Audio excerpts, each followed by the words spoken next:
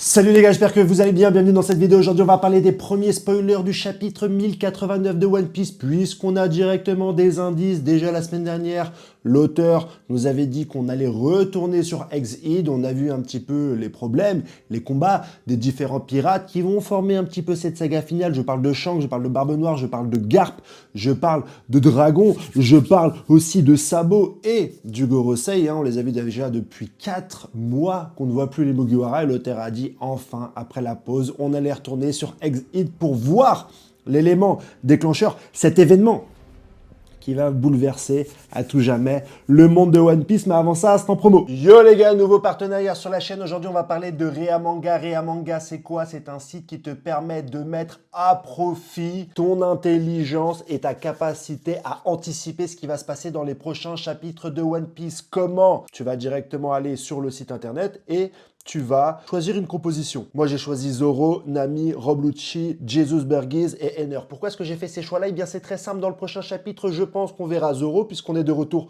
sur Ex-Id et qu'on verra les Mugiwara. Donc, je vais gagner le maximum de points. Je pense aussi qu'on verra Nami, Rob Lucci, peut-être Jesus Burgess, parce qu'il y a un bateau de Barbe Noire qui se pointe directement à côté de Ex-Id, et j'ai choisi Enner. Pourquoi Enner? Je vais t'expliquer. Parce que tu gagnes des points par rapport au personnage. Si on voit Zoro, je gagne des points. Si on voit Nami, je gagne des points. Si on voit Robucci, je gagne des points. Mais pas seulement, les cartes ont aussi plein d'autres spécificités qui peuvent te faire gagner des points. Par exemple, si on voit Kizaru, Kizaru c'est quoi? Un Logia. Et donc moi je mets Enner parce que si je vois un Logia, je vais gagner des points et chaque Logia gagnera des points. Donc il faut être hyper stratège mon pote et pouvoir anticiper ce qui va se passer dans le prochain chapitre. Pas comme ceux qui ont anticipé qu'on aurait un retour de Big Mom à Elbaf. Ils n'auraient pas gagné de points ceux-là. Pour avoir des cartes comme ça et mettre à profit ton intelligence et ta vision, ton acquis de l'observation diront certains, tu peux directement aller acheter des cartes dans des magnifiques enchères qui sont faites. Là, regardez, Kawamatsu, 1 euro, je vais pas l'acheter parce qu'il risque pas de sortir, mais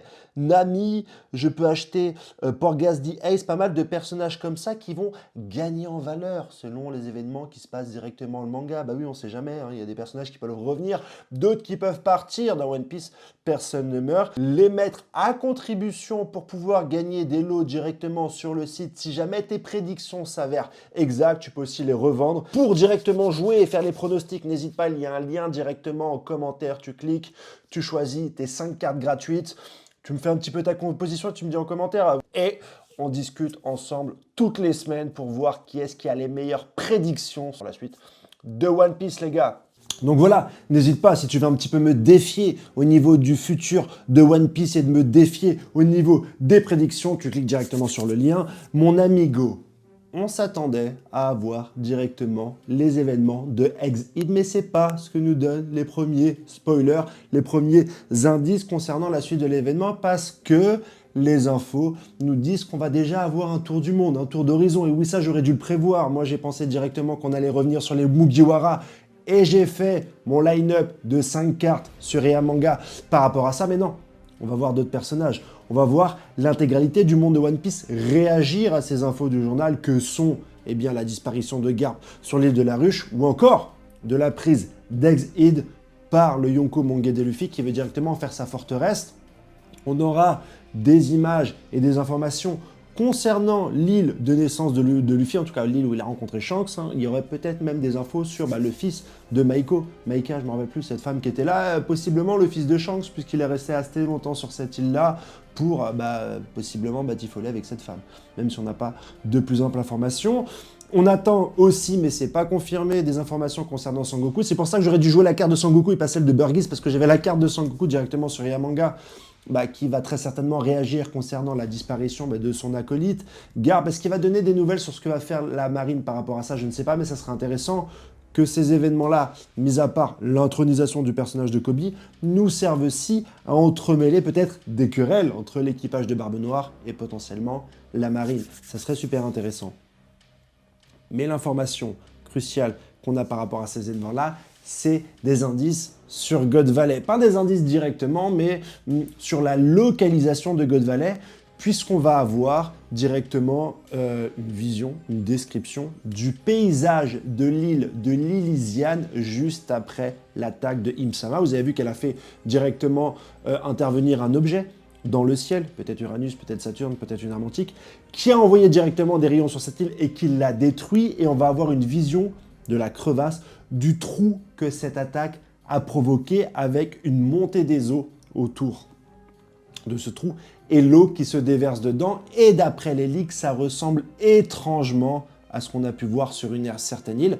Là, bon, j'utilise un petit peu ma connaissance du monde de One Piece, mais je pense qu'on parle d'Enies Lobby. Il va y avoir un trou qui ressemble à celui de l'île de la Justice lorsque Luffy a affronté le CP9, qui pourrait nous dire que cette arme a déjà été utilisée, puisqu'on a déjà vu un élément du paysage transformé, comme l'a pu l'être l'île de l'Elysiane, l'endroit où se trouvait l'île de l'Elysiane après l'attaque de cette arme qu'a utilisée Im-sama, cette arme destructeuse d'île.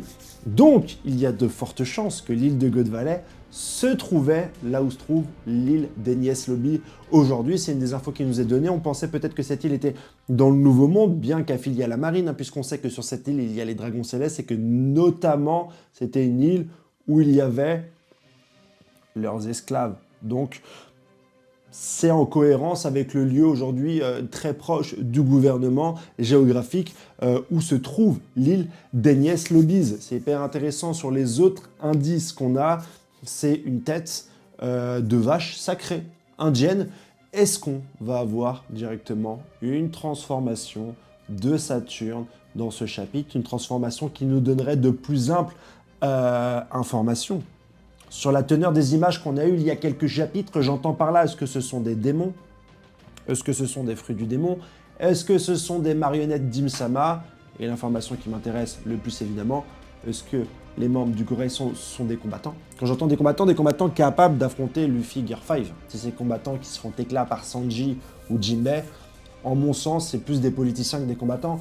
Ou est-ce que finalement ce ne sont pas des personnages qui seront présentés comme des antagonismes potentiellement puissants, pouvant mettre en danger mon quai des Luffy?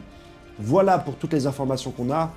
La plus cruciale reste que God Valley potentiellement se trouvait à l'endroit où se trouve aujourd'hui Enies Lobby. Ça serait complètement ouf de savoir que potentiellement les héros pourraient retourner là-bas pour avoir des indices sur la destruction de cette île remplie de mystères. En plus, on a eu l'information qu'il y avait un roi de God Valley, ou en tout cas un héros de God Valley, personnalisé en ce personnage, hein, Fingerland, qui porte le même nom que Shanks. Donc voilà, un peu plus d'informations sur la piste de God Valley, un tour d'horizon pour que les principaux personnages de One Piece se rendent compte des événements qui commencent à se dérouler, et très certainement le début de l'arrivée des Mugiwara sur Exit. On a aussi un chapitre, un indice où on les voit un petit peu dîner autour de feu. Voilà pour l'intégralité des éléments. N'hésite pas à composer tes cartes grâce au lien pour un petit peu anticiper, gagner des points par rapport aux événements qui se passeront dans le chapitre 1090. On se revoit dans la semaine pour la suite des indices, les gars. Allez, ciao.